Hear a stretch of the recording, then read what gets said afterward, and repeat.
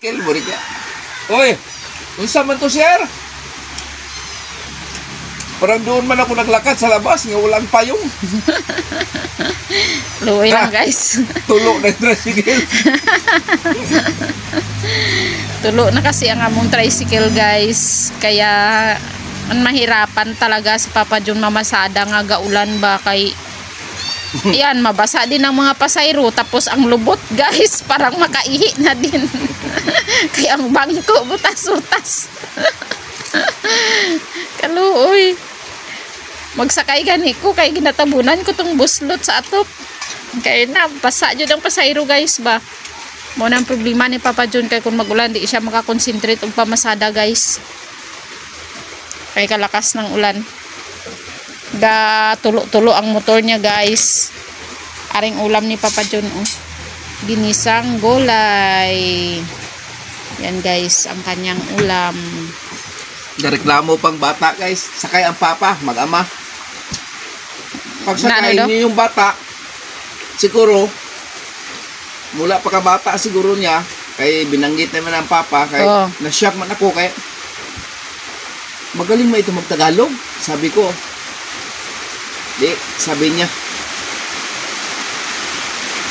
Pag akyat sa upuan, guys, sabi niya, bakit ganitong upuan? Parang salag ng ibon. Sabi niya, guys. Di, siya ko. Parang salag ng ibon, guys. Siyempre ang upuan, guys, wala naman. As in nga puno na ng balot upuan ng scotch tape, guys. Tapos, may mga scotch tape na. Bakit ganitong tricycle? Daddy, sabi sa bata. Oo. Sabi ko, dong, walang pambili sa uncle ng mga upuan. Kaya sabi ng papa niya, huwag kang maingay dyan. Kaya sa driver. Totoo naman, papa, ang pangit may upuan niya.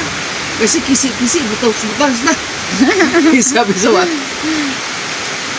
Kaya sige lang, sir, pabayaan mo lang yung bata.